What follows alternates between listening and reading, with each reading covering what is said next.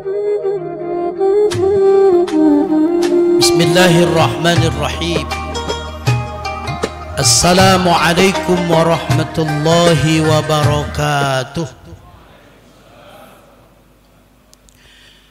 Alhamdulillahilladzi ja'ala syahru Ramadan wa unzila fihi al-Qur'anu hudan lin-nas wa bayyinatin minal huda wal furqan. Ashhadu an la ilaha illallah dzul jalali wal ikram wa ashhadu anna sayyidana Muhammadan abduhu wa rasuluhu sayyidul kiram. Qala Allah subhanahu wa ta'ala fil Qur'anil Karim wa huwa asdaqul qailin. A'udzu billahi minasy syaithanir rajim. Bismillahir rahim. Innallaha ma'al ladzina ittaqaw wal ladzina hum muhsinun. Shadaqallahul azim. Quran surah An-Nahl ayat 128. Ibadallah hadirin kaum muslimin wal muslimat, sidang jamaah fardu isya menjelang salat sunnah tarawih dan witir yang insyaallah seluruhnya dimuliakan Allah subhanahu wa ta'ala.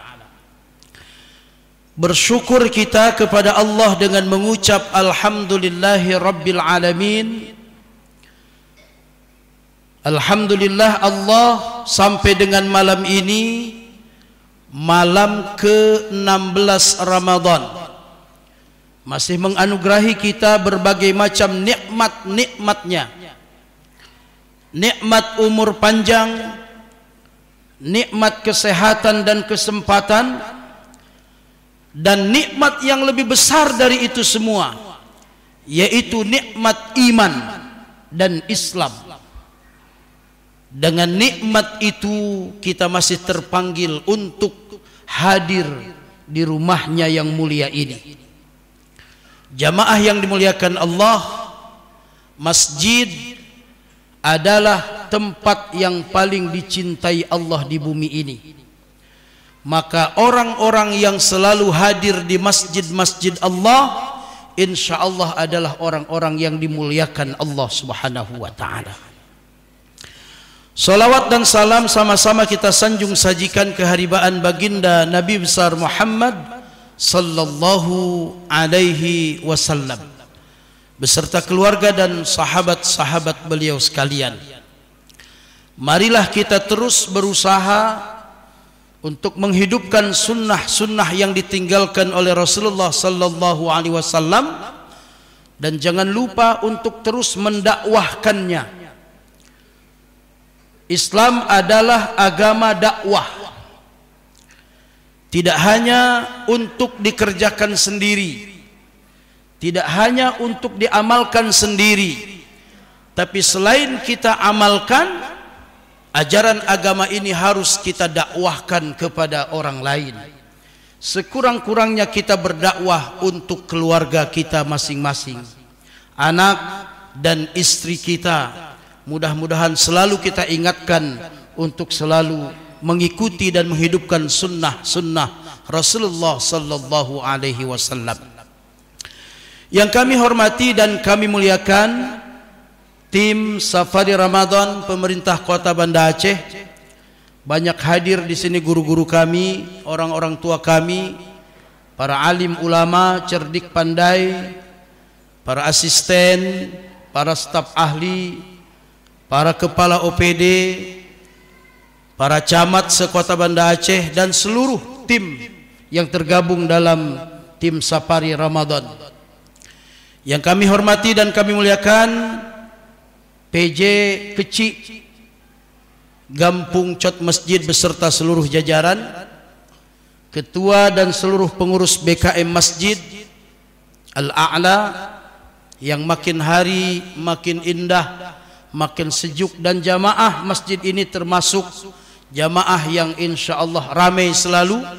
Mudah-mudahan masjid ini selalu makmur dan ramai dengan jamaah. Bapak Imam beserta seluruh majelis imam, bapak-bapak, ibu-ibu, kaum muslimin dan muslimat sidang jamaah yang dimuliakan Allah. Baginda Rasulullah sallallahu alaihi wasallam bersabda, "Qawamud dunya bi arba'ati asya."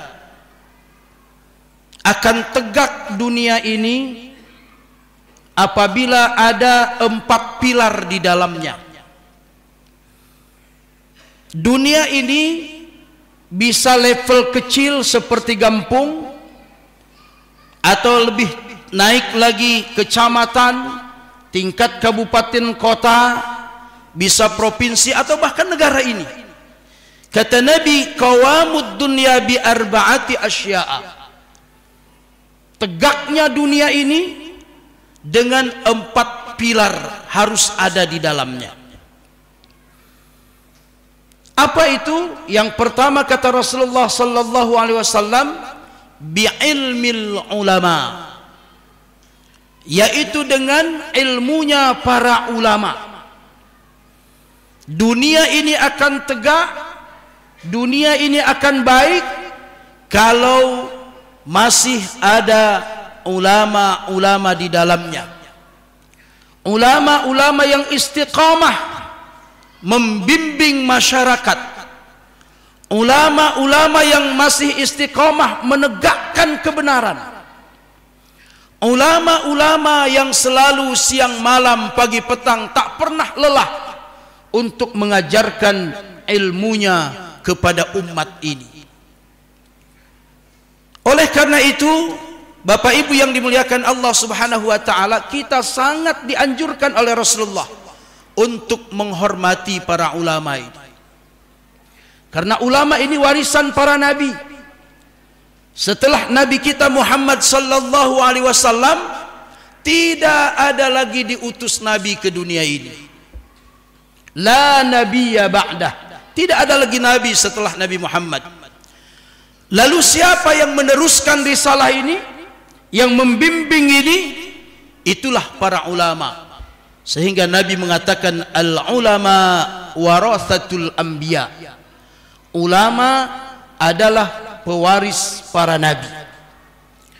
Maka kita harus selalu menghargai ulama, menghormati ulama, karena ulama adalah merupakan cahaya di tengah-tengah kegelapan manusia ini.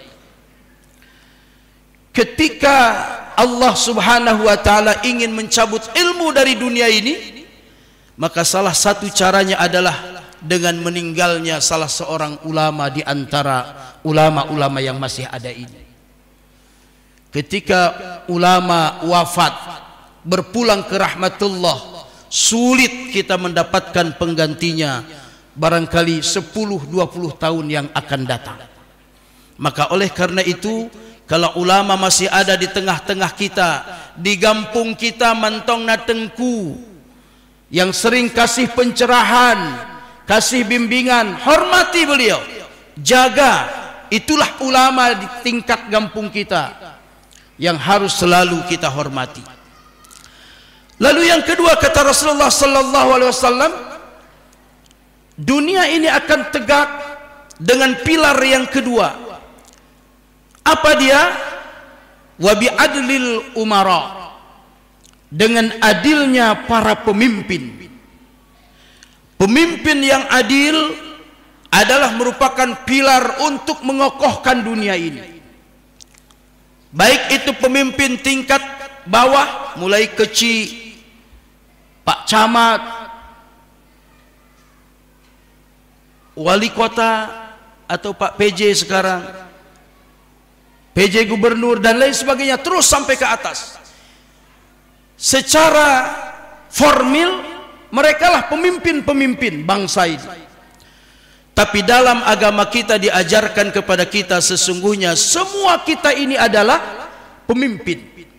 Sebagaimana sabda Rasulullah sallallahu alaihi wasallam, kullukum ra'in wa kullukum mas'ulun an ra'iyatih. Setiap kamu itu adalah pemimpin, dan setiap pemimpin itu akan dimintai kelak pertanggungjawaban kepemimpinannya oleh Allah Subhanahu wa taala. Kita masing-masing kita adalah pemimpin dalam rumah tangga kita. Maka sebagai pemimpin rumah tangga, kepala keluarga, kita berkewajiban mengontrol anggota rumah tangga kita.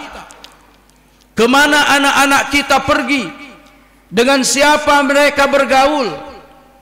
Bapak Ibu yang dimuliakan Allah, tadi disampaikan oleh Pak Kadis Syariat Islam bahwa akhir-akhir ini tren di kota kita Banda Aceh ini, pergaulan bebas semakin merajalela. Akhir-akhir ini tren buang anak bayi sudah meningkat di kota kita. Kemarin ditemukan di Jembatan Pango, bayi dibuang. 2 hari yang lalu ditemukan di Pekanbadak. 2 bulan yang lalu di Gampung Lam Ara, bayi dibuang. Kenapa bayi ini dibuang? Bukankah kalau orang sudah berkeluarga merindukan kehadiran sang bayi? Ada orang sampai berobat ke Malaysia, ke Singapura, setelah 5 tahun, 6 tahun belum punya keturunan, merindukan kehadiran sang bayi. Kenapa dibuang? Maka pasti bayi ini adalah bayi yang tidak diinginkan kehadirannya. Ini akibat begitu bebasnya pergaulan hari ini. Lalu kita jangan berpikir hari ini, itu kan bukan anak saya, biarin aja. Itu kan bukan di kampung saya, bukan di cot masjid itu kan di kampung orang. Bapak Ibu yang dimuliakan Allah, seperti virus, penyakit-penyakit pergaulan bebas ini, bila kita biarkan, bila kita tidak ambil andil, bila kita membiarkan maksiat ini, maka lambat laun dia akan hadir juga di kampung kita. Tidak boleh kita biarkan maksiat. Semua kita memiliki andil, punya peranan. Sekurang-kurangnya kita jaga keluarga kita masing-masing, anak-anak gadis kita, anak-anak lajang kita, tiap hari kita kontrol. Mau kemana?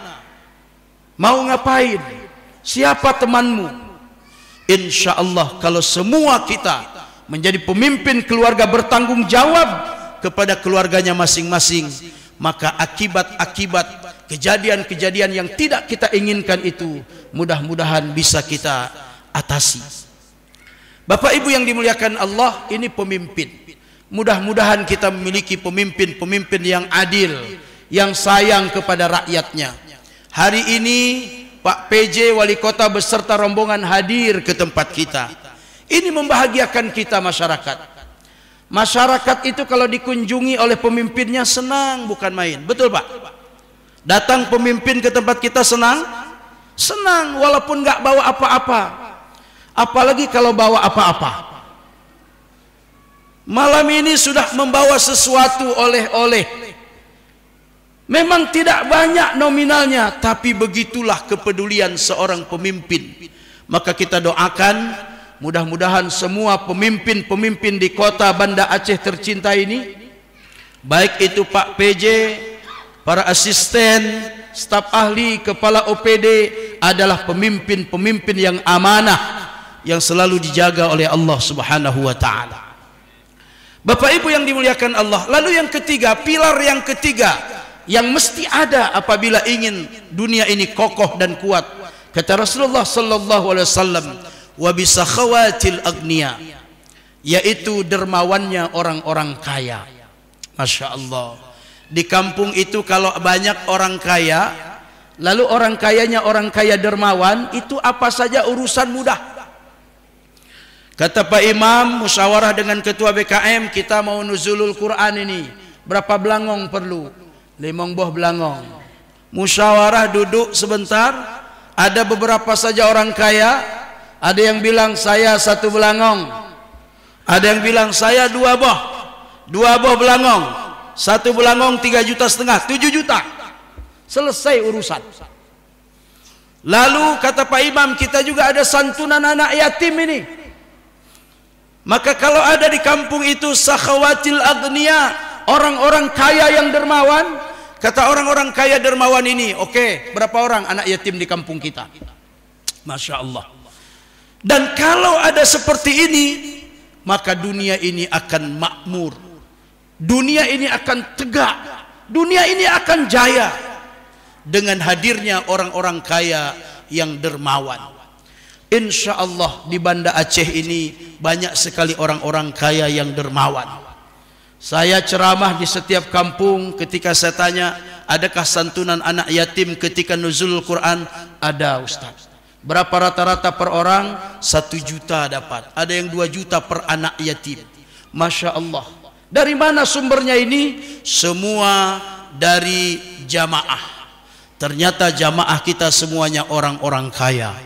Dan kita doakan yang sudah menyumbang untuk masjid, untuk anak yatim, untuk apa saja kegiatan agama, dilipat gandakan oleh Allah Subhanahu wa ta'ala. Diberkahi hartanya, disucikan jiwanya. Inilah pentingnya orang-orang kaya. Lalu yang keempat yang juga tidak boleh kita abaikan, apa kata Rasulullah sallallahu alaihi wasallam? Wa bidu'ail fuqara. Doanya orang-orang fakir miskin, rakyat. Jangan kita anggap remeh rakyat. Kita menjadi pemimpin ini karena ada rakyat. Kita sholat berjamaah ini ada imam karena ada makmum. Coba bayangkan mau sholat berjamaah, imam saja sendiri, nggak ada makmum, nggak jadi berjamaah. Begitu juga pemimpin ini. Kenapa dia diangkat menjadi pemimpin? Karena ada rakyat. Dan ternyata rakyat itu kalau sudah berdoa dia, kekuatannya itulah dalam doa. Apalagi ketika di bulan suci Ramadan. Ayat yang keempat setelah perintah ibadah saum itu 186 Al-Baqarah, Allah menyebutkan, A'udzu billahi minasyaitonir rajim, wa idza sa'alaka 'ibadi 'anni fa inni qarib ujibu da'watad da'i idza da'an falyastajibu li wal yu'minu bi la'allahum yarshudun. Dan apabila hambaku bertanya kepadamu Muhammad tentang aku, katakan aku ini sangat dekat dengan orang-orang yang sedang berpuasa. Allahu Akbar. Walaupun dia orang miskin, orang susah, tapi dia berpuasa karena iman kepada Allah Subhanahu wa ta'ala. Lalu apa kata Allah? Ujibu da'watad da'i idza da'an. Apabila mereka-mereka yang sedang berpuasa itu berdoa meminta kepadaku, maka akan aku kabulkan doanya. Oleh karena itu jangan pernah anggap remeh rakyat. Jangan pernah zalimi rakyat. Karena ketika mereka berdoa memohon kepada Allah, kekuatannya ada pada doa itu. Dan ketika Allah Subhanahu wa ta'ala mengabulkan doa-doanya, maka ini semua adalah untuk kemaslahatan kita semua. Bapak Ibu yang dimuliakan Allah, dari keempat pilar ini semua kita punya peranan penting dalam membangun bangsa dan negara ini. Di kampung kita berperanlah kita menurut peran kita masing-masing. Sering kami sampaikan bahwa kalau kita tidak bisa bantu membangun, jangan merusak yang sudah dibangun. Paling kurang begitu. Kita nggak bisa membangun, jangan merusak yang sudah dibangun. Tapi paling tidak kita ada peran. Anak muda peranannya sangat luar biasa, dengan tenaganya, dengan pikirannya. Masya Allah. Di masjid ini anak muda yang mengatur semua di luar itu. Begitu kami sampai diarahkan di mana parkir roda 2, di mana parkir roda 4. Jadi tertib, aman kita. Kita sholat nggak takut kalau Honda kita hilang. Ini ada peranan yang luar biasa. Begitu juga ibu-ibu. Kalau sudah ada acara di masjid, ibu-ibu tampil untuk masak, memasak, membantu dan lain sebagainya. Semua kita punya peranan penting. Tidak ada yang nomor 2 peranannya. Maka sesuai dengan tupoksi kita, sesuai dengan peran kita masing-masing, ayo kita jaga kota Banda Aceh tercinta ini. Kalau hari ini banyak kasus-kasus maksiat kita jumpai itu adalah tanggung jawab kita semua, bukan ansih tanggung jawab syariat Islam, bukan ansih tanggung jawab Satpol PPWH, tapi tanggung jawab kita semua. Minimal masing-masing kampung kita jaga anak muda kita masing-masing, jaga anak kita masing-masing, insya Allah maksiat akan semakin kecil dia adanya. Memang namanya ibu kota, kadang-kadang yang melakukan maksiat itu bukan warga kota Banda Aceh, adalah anak-anak dari luar yang kos di sini, yang kuliah di sini. Tapi sekali lagi tidak boleh kita biarkan. Manakala melihat kemaksiatan itu ada di depan mata kita, maka ambillah tindakan menurut masing-masing kita. Paling tidak kita tegurlah mereka jangan berbuat maksiat di tempat kita tercinta ini. Bapak Ibu yang dimuliakan Allah, mudah-mudahan Ramadan datang kepada kita menjadikan kita orang-orang yang taat kepada Allah, orang-orang yang bertakwa kepada Allah. Dan jangan lupa kita juga peduli kepada lingkungan sekitar kita, bahwa agama bukan hanya untuk kita amalkan sendiri, tapi juga agama mesti kita dakwahkan kepada orang lain, terutama generasi muda kita, supaya mereka menjadi generasi yang kuat imannya, bagus akhlaknya, dan juga mantap ilmunya, sehingga mereka bisa melanjutkan tonggak estafet perjuangan yang sudah kita rintis saat ini. Demikian, lebih dan kurang mohon diperbanyak maaf. Subhanallah wa bihamdihi, subhanakallahumma wa bihamdika, asyhadu an la ilaha illa anta, astaghfiruka wa atubu ilaik. Wassalamu alaikum warahmatullahi wabarakatuh.